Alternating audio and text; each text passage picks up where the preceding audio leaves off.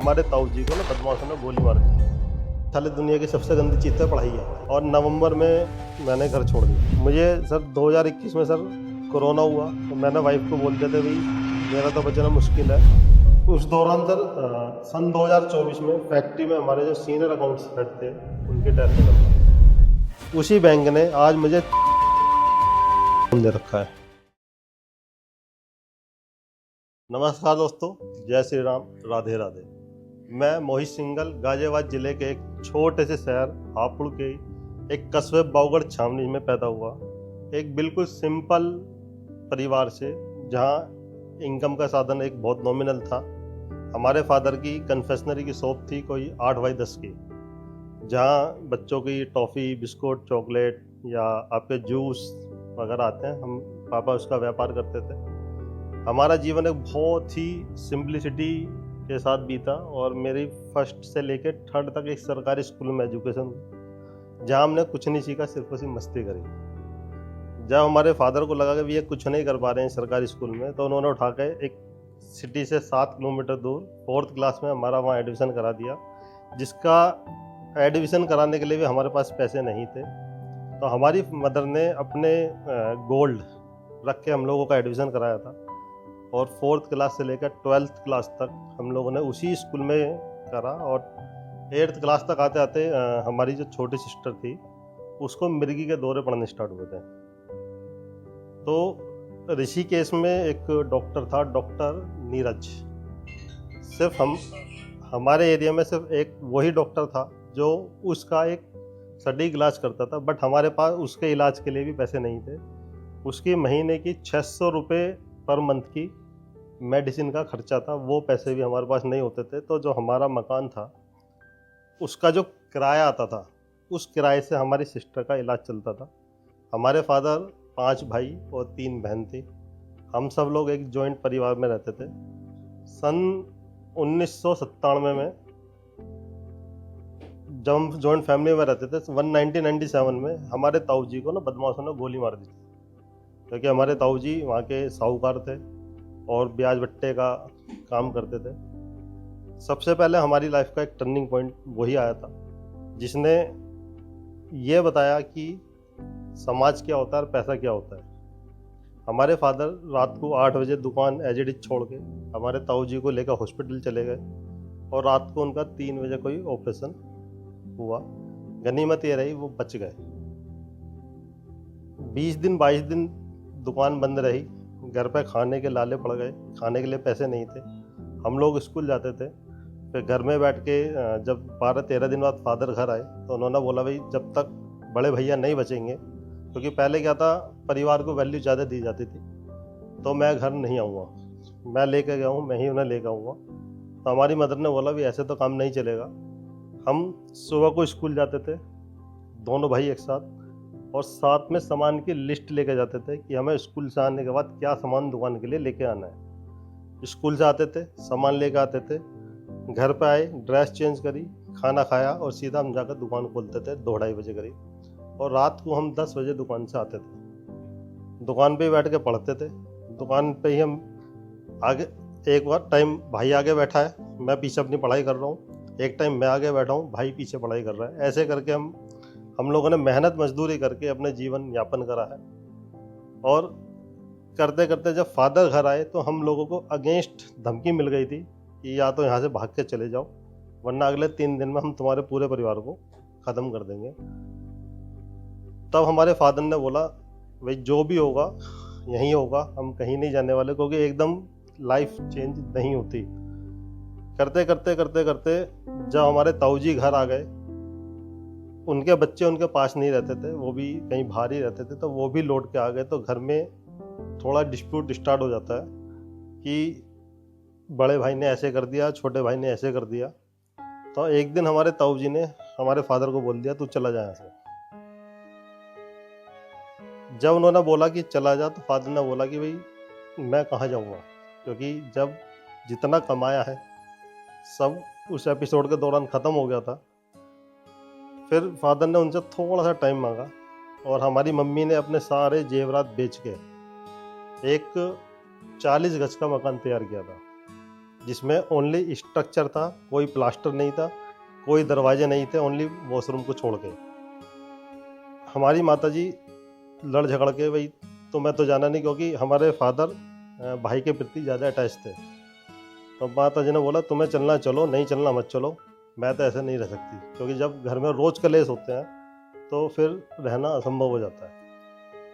हम ऐसे उठ के कोई ओपनिंग नहीं करी घर की, कुछ नहीं करा, ऐसे जाकर उस घर में चले गए जिसमें ना दरवाजे थे, ना प्लास्टर था, इंक्लूडिंग पंखा भी नहीं था। हम वहाँ रहे, धीरे धीरे करके उस घर को भी बनाने के लिए मैंने वो 3 लाख रुपए में, भगवान ने इतनी सद्बुद्धि मुझे शुरू से दी कि भाई पैसा क्या होता है, मैंने 3 लाख रुपए में वो घर बना के खुद तैयार करा था। फादर ने बोला था मेरे पे इतने पैसे हैं, इसमें जो बना सकते हो बना लो, वरना आप छोड़ दो। आप बिलीव नहीं करोगे कि सुबह को उठ के 6 बजे एरिया में ना मंडी होती है, ये रेत की ट्रॉली मिलेगी, यहाँ से वहाँ से ईंटें मिलेंगी। सुबह 6 बजे ट्रैक्टर पे बैठ के मैं ईंटों की ट्रॉली लेके आता था, रेत लेके आता था, फिर स्कूल जाते थे, स्कूल जाकर दुकान भी खोलते थे, और रात को 7 बजे हम पूरा परिवार लग के, बेसिकली हम 2 ब्रदर हैं, 2 सिस्टर हैं, और मम्मी पापा 6 लोग लग के नीचे से ईंटें ऊपर चढ़ाते थे, क्योंकि अगले दिन मिस्त्री को काम करना है। इतने भी पैसे नहीं थे कि मजदूर को पैसा दे के ये बोल सकें भी ये सारी ईंटें ऊपर चढ़ा दें। तो हमने उस लेवल की मेहनत करी। सन 2000 में हमारी माताजी जब नए घर में आ गई, वो घर हमारे लिए इतना लकी रहा कि हमारी जो बड़ी सिस्टर थी उनका रिश्ता हो गया। रिश्ता भी हो गया, पर हमारे पास उनकी शादी के लिए भी पैसे नहीं थे। गांव में क्या होता है, जब आप एक अच्छे कल्चर में रहते हो तो लोग सपोर्ट करना चाहते हैं कि भाई 10,000 रुपये मुझसे ले ले, भाई बेटी की शादी है। ऐसे करते कोई 2,75,000 रुपये इकट्ठे हुए थे, और कोई 1-1.25 लाख रुपये हमारे पापा के पास थे। 6 लाख रुपये से हमने बड़ी सिस्टर की शादी करी थी। उस टाइम भी घर में कोई दरवाज़ा नहीं था, कुछ नहीं था, ऐसी हमने शादी करी। उसके बाद मेरे बड़े भाई की जॉब लगी रजनीगंधा में एज ए सुपरवाइज़र, तो वहाँ से 1-2 पैसे की इनकम का साधन बना। फिर हम चारों लोगों ने, चारों भाई बहनों ने और माताजी पिताजी ने मिलकर बहुत मेहनत करी। फिर इस दौरान मैंने इंटर करके पढ़ाई अपनी छोड़ दी थी, क्योंकि आगे सर्वाइव हम लोग नहीं कर पा रहे थे। तो पापा ने बोला कोई बात नहीं, इंटर हो गया, तुम्हारी शादी हो जाएगी, तुमने इतना कर लिया कि समाज में मुंह दिखाने लायक छोड़ दिया कि भाई कल को कोई रिश्ते वाला है, अपनी कोई बेटी देने वाला आएगा, कम से कम तुम्हारी बेटी दे सकते हैं। मैंने पढ़ाई छोड़ दी, मैंने सारी दुनिया की सबसे गंदी चीज़ तो पढ़ाई है, सबसे पहले साइड करो, क्योंकि पैसा कमाने का चस्का लग गया था। भाई हम पिछले 7 साल से दुकान पे बैठ रहे थे, यानी क्लास 6 से ही हम लोग दुकान पे बैठे हैं, तो पैसे की वैल्यू को उस नज़रिए से देखा है। सन 2006 में मैंने अपना घर छोड़ दिया। मैं अपने घर से निकल के अकेले देहरादून चला गया था। हमारी बुआ जी रहती थी, वही मुझे साथ लेके गए थे, उनके बेटे। 20 दिन मैं उनके पास ही रहा, खाली एकदम। बट उनकी एक जिद थी कि भाई मोहित, अगर तू नौकरी करेगा तो सिर्फ करेगा फार्मा कंपनी में, बाकी मैं किसी कंपनी में तेरे को नौकरी नहीं करने दूंगा। मेरा एक दोस्त था, जब इंटर की पढ़ाई हमने छोड़ दी तो 1 साल हम घर पे रहे, और 1 साल में ये भी समझ में आया भाई पैसा तो, काम तो जीवन भर का है, कुछ अपने लिए भी करना पड़ेगा। बता, मेरे दोस्त ने जबरदस्ती जाके बीकॉम का फार्म लेकर आया, यानी मेरी स्कूल की फीस भी मेरे दोस्त ने दिया, फार्म के पैसे भी मेरे दोस्त ने दिए, स्कूल की फीस भी मेरे दोस्त ने दी, और उसने मुझे माँ की और बहन की और तेरी मेरी बोल बोल के मेरी बीकॉम फर्स्ट ईयर क्लियर कराई। सेकेंड ईयर में भी सेम पिक्चर हुई, क्योंकि मेरे पास पैसे नहीं थे। फादर ने भी बोल दिया था भाई जो भी करना अपने दम पे कर लो, क्योंकि हमारे पास उस टाइम घर का कर्जा भी था और बड़ी सिस्टर का भी कर्जा था। मेरे दोस्त ने बोला भाई तू पढ़ाई कर ले, तेरे पास जब पैसे हो दे दी। उस टाइम बीकॉम की फीस मात्र 1250 रुपये हुआ करती थी। सेकेंड ईयर में एडमिशन होते ही, जुलाई अगस्त में एडमिशन हुआ था, और नवंबर में मैंने घर छोड़ दिया। 6 नवंबर 2006 को मैं घर से निकल के देहरादून से आगे एक एरिया पड़ता है सैलाकुई, इंडस्ट्री एरिया है, मैं वहाँ चला गया। 15-20 दिन अपने बुआ जी के बेटे के पास रहा। तो उनकी यही जिद थी, क्योंकि वो पिछले 2 साल से वहाँ रह रहे थे और वहाँ पे ओनली उस टाइम फार्मा इंडस्ट्री ही थी और कोई इंडस्ट्री ही नहीं थी। तो उनका ये था कि भाई तुझे नौकरी करानी है तो फार्मा इंडस्ट्री में ही करानी है, वरना नहीं करानी। मैंने बोला भैया जैसा आपको कराना करा लो, क्योंकि उस टाइम हम कोरा कागज़ थे, अपने को मालूम नहीं था जाना कहाँ पे है। ओनली मेरा बीकॉम फर्स्ट ईयर ही कंप्लीट हुआ था। मेरी एक कंपनी में जॉब लगी, 3,000 रुपये महीना, और वहाँ पे 12 घंटे की ड्यूटी थी, सुबह 8 बजे से लेकर शाम को 7 बजे तक। मैंने वहाँ काम करा, जितनी मेहनत हम कर सकते थे करे, और 1 साल के अंदर ही मैं वहाँ पे अकाउंट्स हेड बना। 1 साल के अंदर मैंने वहाँ अकाउंट्स हेड की उपाधि करी थी, क्योंकि वो प्लांट भी नया लगा था।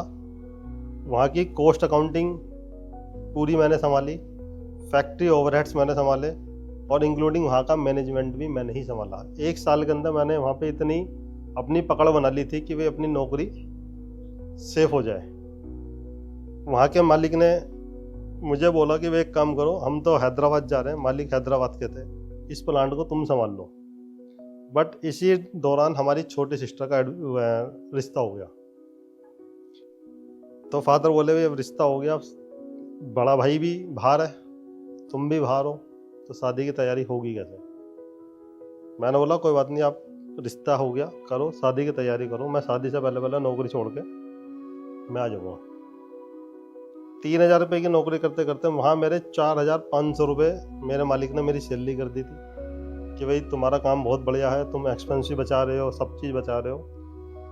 और जब मैं नौकरी वहाँ से छोड़ के आया था, मेरी जेब में मात्र 4,200 रुपये थे। मात्र 4,200 रुपये अपनी जेब में रख के मैं घर चला आया। सिस्टर की धूम धड़क्के से शादी करी। बाद में जो हमारे पुराने बॉस थे उनके भी बहुत फ़ोन आए कि शादी वादी हो गई तो भाई घर आ जाओ लौट के, अपना काम को संभाल लो। बट क्या था, हमारी मम्मी ने हमें जाने नहीं दिया। मम्मी ने बोला सारे जीवन अकेले ही रहना है, अभी समय है, साथ रह लो। तो मैंने वहाँ नोएडा में, ग्रेटर नोएडा हमारा एरिया पड़ता है, वहाँ बहुत जॉब सर्च करी, मुझे वहाँ कोई जॉब नहीं मिली।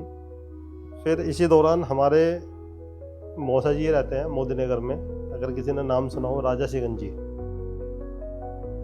उन्होंने मुझे एक सज्जन से मिलवाया और मेरी गाजियाबाद एक जगह नौकरी लगवाई थी, 6,000 रुपये महीना।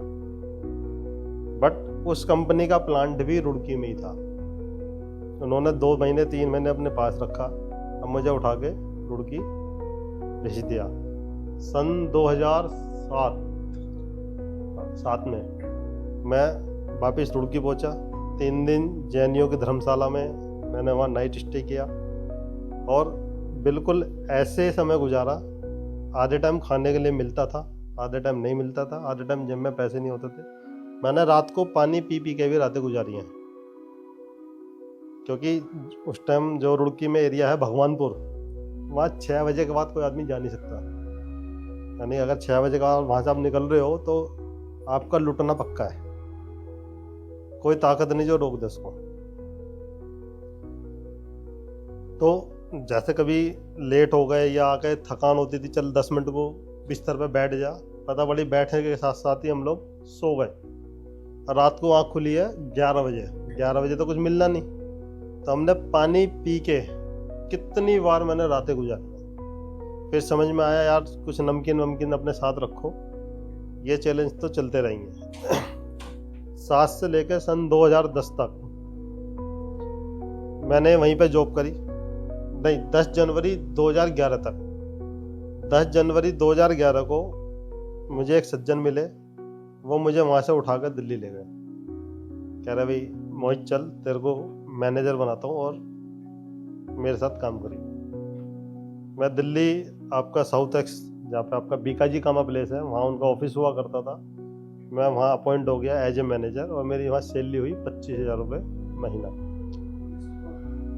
Pharma only medicine.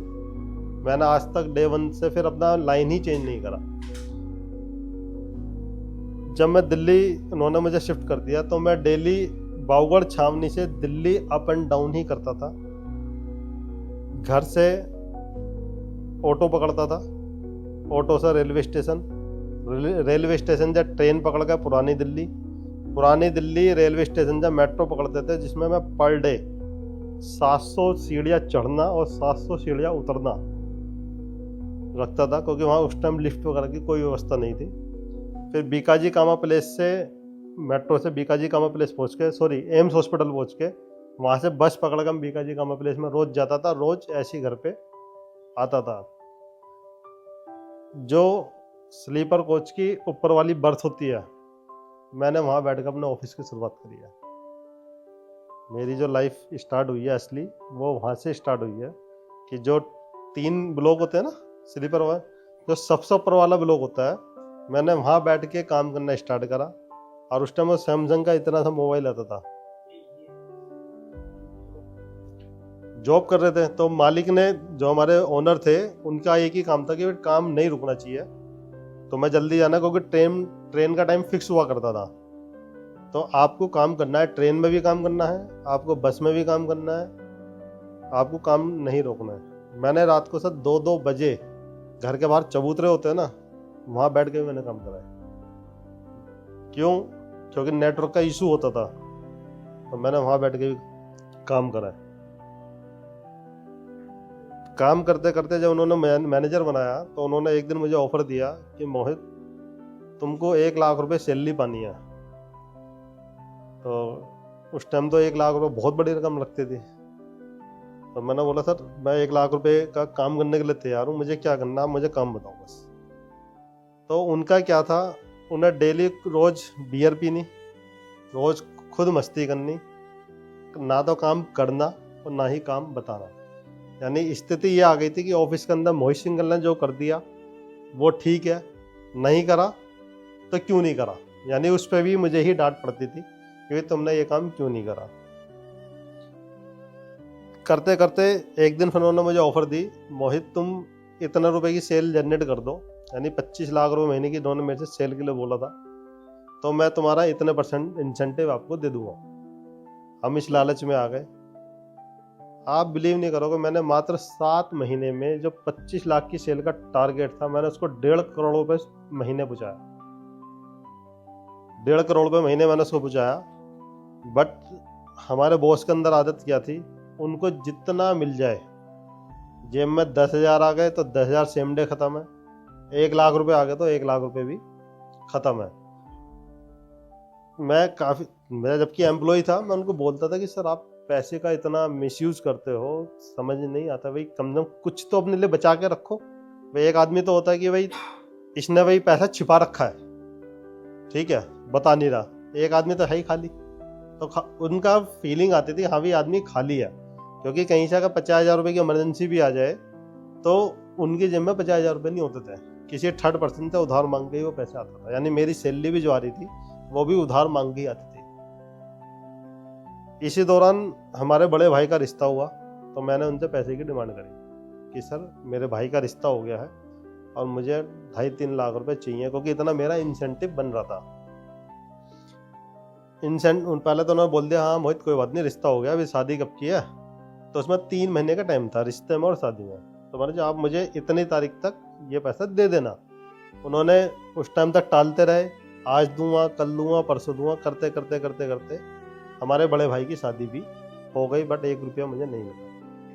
एंड में आके जब पैसा मुझे नहीं मिला, तो मैंने वहाँ से जॉब छोड़ दी कि भाई जब मुझे मेरी तनख्वाही नहीं मिल रही, मेरा इंसेंटिव नहीं मिला, तो मैं किस बात के लिए काम करूँगा। तो मैंने फिर एक दूसरी कंपनी वहाँ से रिजाइन करके ज्वाइन कर ली थी दिल्ली में, जनकपुरी में। वहाँ ज्वाइन करने के बाद वहाँ भी मेरी 25,000 रुपये ज्वाइनिंग हुई। मेरा सारा background BCom, MCom, MBA finance रहा, तो मैं वहाँ पे एज ए अकाउंट्स हेड बन के गया। बट वहाँ मेरे अकाउंट्स हेड के साथ साथ मैं मार्केटिंग हेड भी बन गया, और मेरे साथ 8 स्टाफ की टीम थी सेल्स में। और मैंने 1 साल के अंदर अंदर उस कंपनी को, जो मैंने नई ज्वाइन करी थी, 3 करोड़ 34 लाख रुपए का प्रॉफिट बना के दिया, जो एकदम हमारी इंडस्ट्री में क्या पैकिंग मटेरियल वगैरह प्रिंट होता है, तो कस्टमर का इशू क्या था कि मेरे को रेट 50 रुपये दिया, 52 रुपये की बिलिंग करके बेच दिया, मेरे को मोनो कार्टन का रेट दिया था, 10x10 में माल बना, ऐसे करते नहीं, किसी का 10,000 का इशू था, किसी का 50,000 का था। ऐसे करते करते मैंने उन सब लोगों से 1 to 1 मुलाकात करी। उनका कोई 34 लाख रुपए का पैकिंग मटेरियल जो स्क्रैप में बिकना था उसको यूज़ करा और कोई 3.5 करोड़ रुपए का मैंने प्रॉफिट 1 साल में करके दिया। तो वहाँ के मालिक ने इंस्पायर होकर मेरे को वहाँ का पूरा हेड बनाया कि भाई अकाउंट्स भी तुम्हारे अंदर में है और सेल्स भी तुम्हारे अंडर में है। तो उसी दौरान मेरी लाइफ का एक सेकंड टर्निंग पॉइंट आया। वहाँ एक लड़की ने मेरे पे एलिगेशन लगाया था कि सर ने मुझे छेड़ दिया। तो वो चीज़ मुझे बड़ी हर्ट हुई, क्योंकि ना तो हमारे वो कभी संस्कार थे और ना हमारी कभी वो एजुकेशन थी कि भाई हम किसी को भी एक गलत नज़रिए से देखें। तो वो बात खुलते खुलते खुलते खुलते हमारे बॉस के पास पहुंच गई कि भाई मोहित सिंगर ने लड़की छेड़ी, क्योंकि बदनाम हमेशा लड़के ही होते हैं, लड़कियां कभी बदनाम नहीं होती। मैंने सर को बोला कि सर एक काम करो, आप उस लड़की को अंदर ही बुला लो ऑफिस में, मैं देखता हूँ। उससे ये तो पूछो कोई एविडेंस हो, कोई समय हो, कहाँ देखा। कह रहे उसका घर वाले आ रहे हैं, मैं बुला लो, वो दिक्कत नहीं है। बट क्या था, हम उस टाइम यंग एज में थे, बदनामी तो हमारी ही होनी थी। उनके फादर आए, उन्होंने बोला मैं FIR कर दूंगा, ये कर दूंगा, वो कर दूंगा। मैंने आपसे जो होता हो आप वो कर लो, बट पहले एक छोटा सा एविडेंस ला दो। एविडेंस कुछ था ही नहीं। फिर जब मैंने उनसे क्वेश्चन पुटअप करने चालू करे तो मैंने लड़की को उसको इतनी बातों से तोड़ा, वो अपने फादर के सामने रोने लगी और बोलती है कि सर मुझे ये लड़का पसंद है, मैं इससे शादी करना चाहती हूँ। उस टाइम हम स्मार्ट तो थे ही, ठीक है। तो उसने खुले अपने फादर के सामने बोल दिया कि मैं इससे शादी करना चाहती हूँ, ये मुझे पसंद है। हमारे बॉस समझे, लड़की को डांटा फटकारा, नौकरी से निकाल भी दिया, बट हमारे मन ने वो चीज़ अलाउ नहीं करी। क्यों नहीं अलाउ करी? भाई ठीक है, आज बॉस ने हमारी बात मान ली, अगर कल को कोई दूसरी लड़की आके बोल दे झूठों के लिए भी, तो कहीं ना कहीं फिर क्वेश्चन मार्क लग जाता है। तो वहाँ मैंने जीवन का डिसीजन लिया था कि साला जिंदगी में अब नौकरी तो नहीं करनी है। वहाँ मैंने डिसीजन ले लिया था कि जिंदगी में अब तो नौकरी नहीं करनी है। वो लड़की मेरी लाइफ का सेकंड टर्निंग पॉइंट था। हमारा कल भी कोई रिलेशन नहीं था, आज भी कोई रिलेशन। हमारे बॉस ने उस टाइम ही निकाल दिया था। 2 महीने मैंने सर वहाँ पे काम करा और काम करते करते मैंने कंपनी का नाम सर्च करना चालू कर दिया था। हमारे एक जो सीनियर थे उन्होंने बोला कि वो मोहित कंपनी का नाम जो भी रखो। हमारे हिंदू संस्कृति में क्या होता है, या तो हम सरनेम के नाम से कोई फर्म स्टार्ट करते हैं या अपने बच्चे के नाम से करते हैं, कोई तीसरी या भगवान के नाम पे होती है। इसके अलावा कोई चौथा पॉइंट नहीं है कि भाई कंपनी का नाम रखो तो ऐसा रखना जो किसी से मैच ना हो और इंटरनेशनल नाम हो। तो सर जो ये एंजिया वर्ड है, ये कैलिफोर्निया के एक स्टेट की, एक कंट्री की, एक सिटी का नाम है। इसे मुझे ढूंढने में 2 महीने लगे थे। मैंने सबसे पहले पूरा वर्ल्ड वाइड नक्शा लिया था। रात को हम 7 बजे जॉब करके आते थे, मैं रात को 1-1, 2-2, 3-3 बजे तक बैठ कर ये काम करता था। कंपनी का नाम ढूंढता था मोबाइल में। उस टाइम वो छोटे वाले मोबाइल चला करते थे, सैमसंग का था वो। पहले स्टेट का नाम ढूंढा, कंट्रियों का नाम ढूंढा। कंट्री में कैलिफोर्निया जो मुझे मिला, फिर उसके अंदर स्टेट में गए, फिर हम सिटी में गए, तो एंजिया वर्ड ये वहाँ से मिला था मुझे। तो ये मुझे वहाँ से समझ में आया। RX मैंने हम लोगों का फार्मा कोड नेम है। डॉक्टर कोई प्रिस्क्राइब भी करता है तो सबसे पहले वो RX लिखता है, तो वो RX वर्ड मैंने वहाँ से उठाया था। लाइफ साइंस हमारी फार्मा इंडस्ट्री को टच करता है क्योंकि हम मेडिसिन में से बिलोंग करते हैं। तो मैंने एंजिया RX लाइफ साइंस सन 2013 जुलाई 2013 में 25 जुलाई 2013 को मैंने नाम रखा था और एक दिल्ली के अंदर लाइसेंस के लिए अप्लाई करा था। होता है क्या सर, हम ड्रग का काम करते हैं तो बहुत से लोग ना हमें वो अफीम, गांजा, चरस वाली कैटेगरी से देखते हैं। अब दिल्ली में हमारे पास कुछ था तो नहीं, भाई फर्म रजिस्टर्ड करने के लिए आपके पास एक प्रेमिसेस का होना ज़रूरी है। तो जो हमारी बड़ी सिस्टर थी, उनके जो ससुर थे, उनके दोस्त के घर पे हमने वो लाइसेंस दिया। पहले तो उन्होंने वो लाइसेंस दे दिया, बट लाइसेंस देते क्या होता है सर, रिश्तेदारों को ना चेहरे चेंज होते हैं। वो मेरी लाइफ का तीसरा टर्निंग पॉइंट था। जैसे वो लाइसेंस आया और एक बार डिपार्टमेंट का अधिकारी वहाँ पे चेक करने गया, क्योंकि लाइसेंस देने से पहले वो इंस्पेक्शन करता है, तो वो तो खेल गए। ट्रक का काम करोगे तुम यहाँ पे, ये करोगे वो करोगे, कल को पुलिस आएगी, सीबीआई आएगी, ये आएगी वो आएगी। मैं कहने लगा मौसा जी ऐसा कुछ नहीं है, यहाँ कोई नहीं आने का, ये सिर्फ एक वेरिफिकेशन है। स्टार्ट करने के 3 महीने बाद ही उन्होंने मुझसे बोला मोहित यहाँ से लाइसेंस हटा दो, और उन्होंने हमारी सिस्टर को परेशान करना चालू करा। हमने फादर से बात करी, पापा ने बोला भाई देखो पहले घर है, काम बाद में है, आप इसको यहाँ से चेंज करो, मैं बेटी का घर बिगड़ते हुए नहीं देख सकता। वो जो तीसरे टर्निंग पॉइंट था, उस दिन एहसास हुआ था, और उस दिन रिश्तेदारी वर्ड मेरे दिल से खत्म हो गया था कि चाहे बाप हो, चाहे भैया हो, चाहे रिश्तेदार हो, पैसे के सामने सब खत्म है। तो मैंने अपनी सिस्टर को बोल दिया था कि देखो बहन का घर है, उससे तो मैं छेड़छाड़ नहीं होने दूंगा, बट जो भी होगा मैं अपने पर गुजार के उसे ख़त्म करूँगा। मैंने सर वहाँ से लाइसेंस ख़त्म करा। मेरा एक दोस्त था, उसका भी दिल्ली में ही प्रॉपर्टी थी। यहाँ से मेरा तो लाइफ का चौथा पॉइंट स्टार्ट होता है, जैसे जहाँ लोग आपको मिसयूज कैसे करते हैं। सन 2014 में मेरे और मेरे दोस्त ने मिलके, जो हमने NGRX लाइसेंस चालू करी थी, हमने जॉइंट कोलैबोरेशन किया था और फर्म को आगे बढ़ाया। हमारे दोस्त ने हमारे साथ चीटिंग करी, और 1.25 साल के अंदर मैंने 80 लाख रुपए टेबल पे ऐसे छोड़ के, बिल्कुल खाली हाथ, 1 रुपया मेरी जेब में नहीं था, मैं चला आया था। चीटिंग क्या करी, अकाउंट खोला हुआ था, यूज़र ID पासवर्ड सब उनके पास थे, कोई एक्सेस मेरे पास नहीं था। पीछे वेंडर की देनदारी मेरे सिर पे थी, और कस्टमर को माल देने की जिम्मेदारी मेरे ऊपर थी। हमारे पार्टनर ने क्या काम करा, उस पैसे को विड्रॉ करता गया और हमें कोई इन्फॉर्मेशन नहीं थी। जब कंपनी टोटली नुकसान में आ गई, तो फिर मैंने उस चीज़ का उधेड़बुन चालू करा, उसके अंदर के आदमियों को सेट करा, वहाँ से वो थोड़ा डाटा निकाला। बट जब वो डाटा निकला सर, इतनी देर हो चुकी थी कि मोहित सिंगल ख़त्म हो चुका था। तो हमने अपने पार्टनर से बोला कि भाई पहले एक बार बैठ के हिसाब कर लो, चीज़ों को यहीं रोक लेते हैं, बट हवस की खोपड़ी कभी भरती नहीं है। उसने क्या काम करा, साइड से एक ABC नाम की कंपनी बनाई अपनी मदर के नाम पे, और सेम काम उस फर्म में स्टार्ट कर दिया। मैंने उसको बोला भाई जब हम एक ही सेगमेंट में, तो सेम काम अलग अलग नहीं हो सकते। तो कहना नहीं, मुझे इसका ये करना है, मुझे वो करना है। करते करते जब वो हिसाब मैंने ही बना के दिया, उसने तो हिसाब भी नहीं करा, 80 लाख रुपए ख़त्म हो चुके थे, बिल्कुल डेड एकदम। कंपनी के पास 100 रुपये भी नहीं थे कि कंपनी किसी वेंडर को दे के कुछ कर सके। मैं वहाँ से उठ कर चला आया, फादर को मैंने बताई पापा ऐसे ऐसे बात हो गई है। तो पापा ने बोला कोई बात नहीं, तेने धंधा धंधा जो करना था कर लिया, और दुकान पर बैठ जा। बट मन नहीं माना, क्योंकि एजुकेशन BCom थी।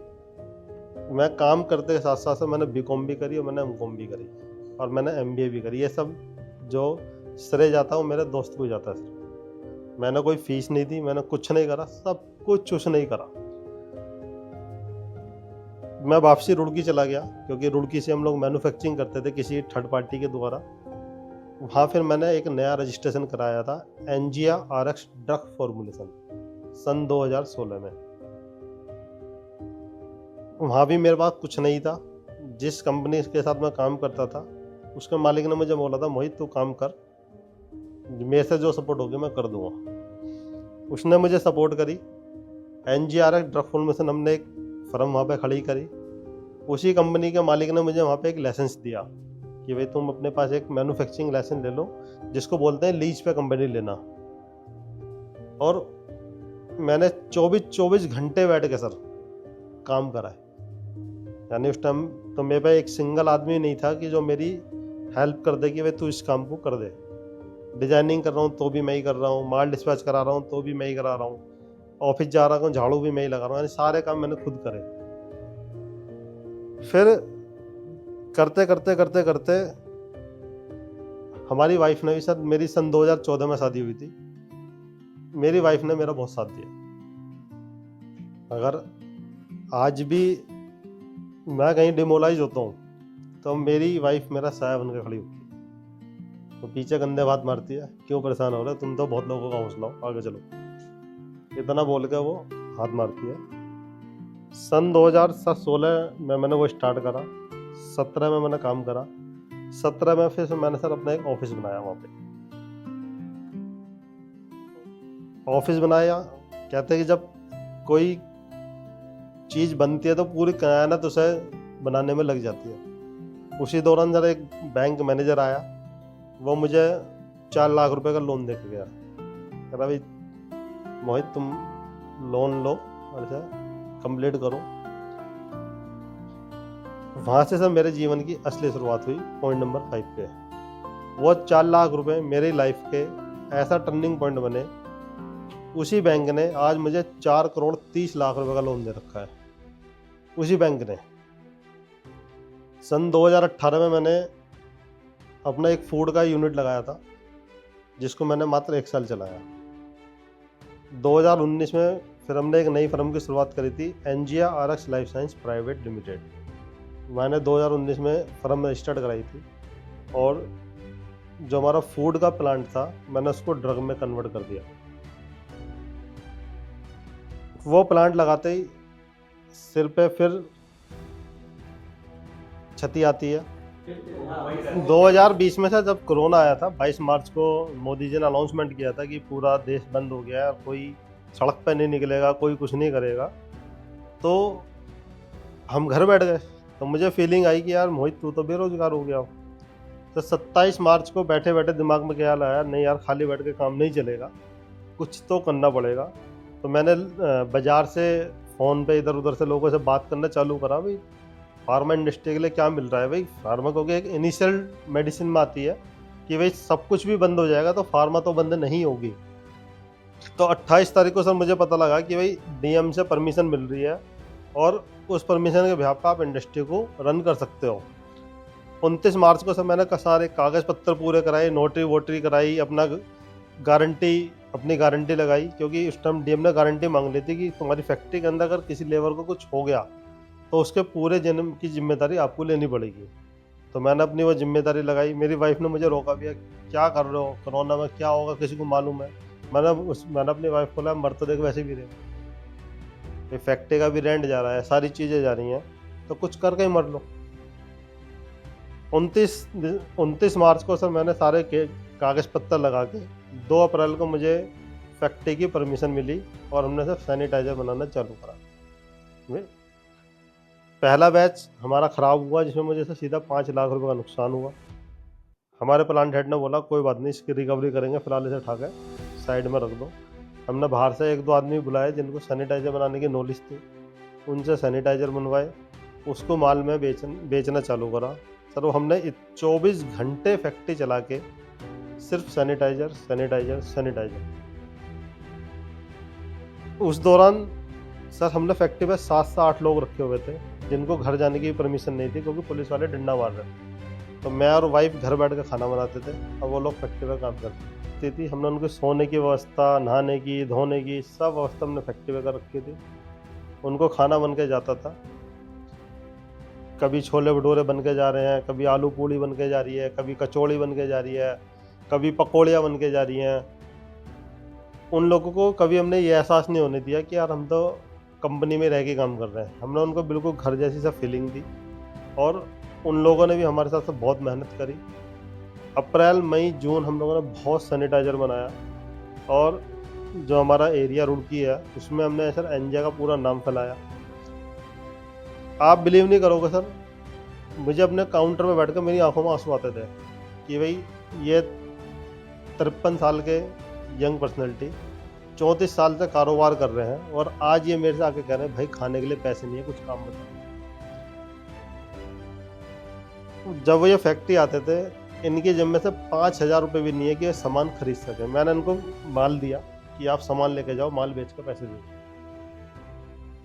फिर मैंने उनको बोला आप बाहर रखा था काउंटर पे सैनिटाइजर बेच रहे हो, पीछे आपकी कपड़े की दुकान है, उसे भी हल्की सी खोल कर रखना कि कोई ग्राहक आपके पास चल का आएगा, कम से कम आप दुकान के अंदर ले जाकर उसको कपड़ा तो दे पाओगे।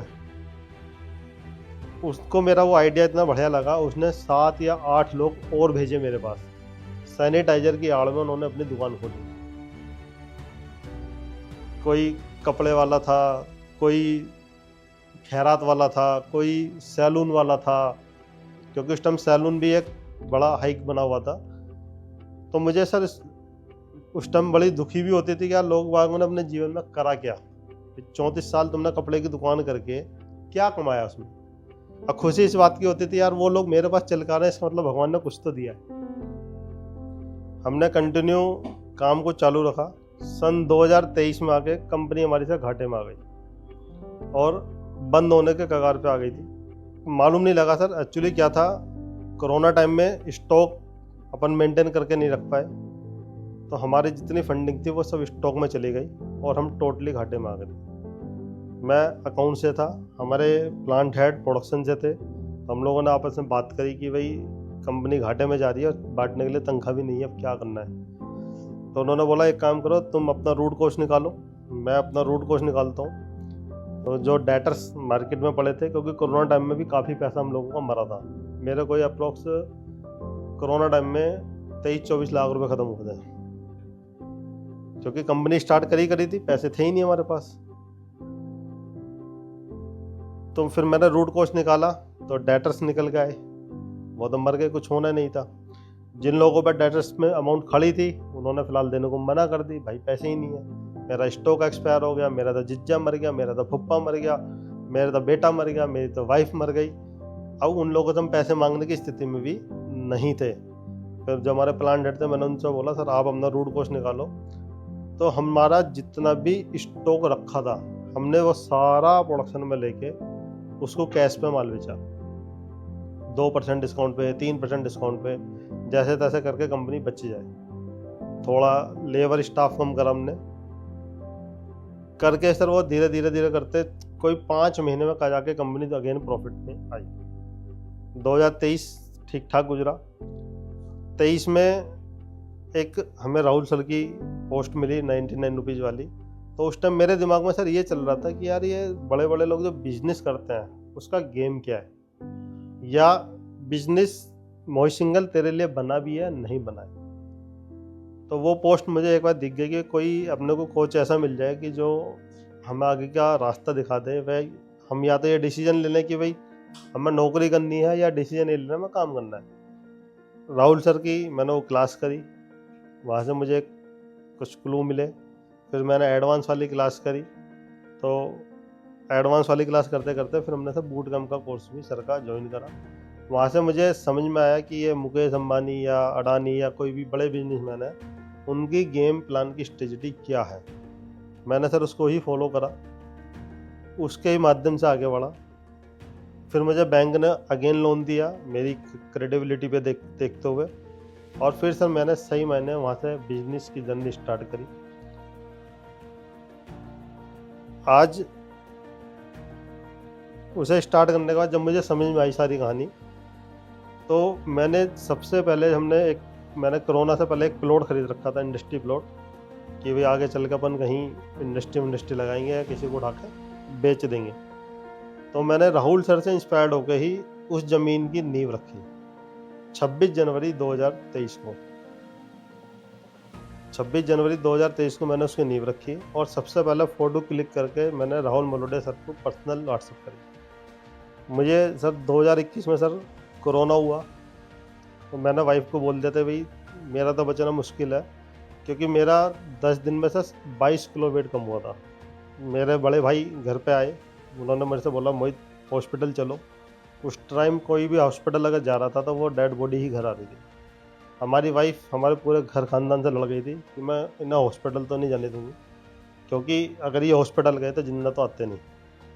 हमारी वाइफ ने घर पे रह के सब मेरा इलाज करा। उस दिन फिर मैंने एक कसम खाई थी कि भाई कोरोना टाइम में लोगों को सब मेडिसिन नहीं मिल रही थी, और जो मेडिसिन मिल रही थी वो बहुत हायर कॉस्ट पे थी। तो मैंने वाइफ को बोला, यार देख मैं तो अब जा ही रहा हूँ, मैं जाते जाते कुछ काम करके जाना चाहता हूँ। हमने अपनी फैक्ट्रीज पे एक बोर्ड लगाया कि जिसको भी कोरोना की दवा चाहिए फ्री ऑफ कॉस्ट डॉक्टर का पर्चा लाओ और हमसे लेके जाओ।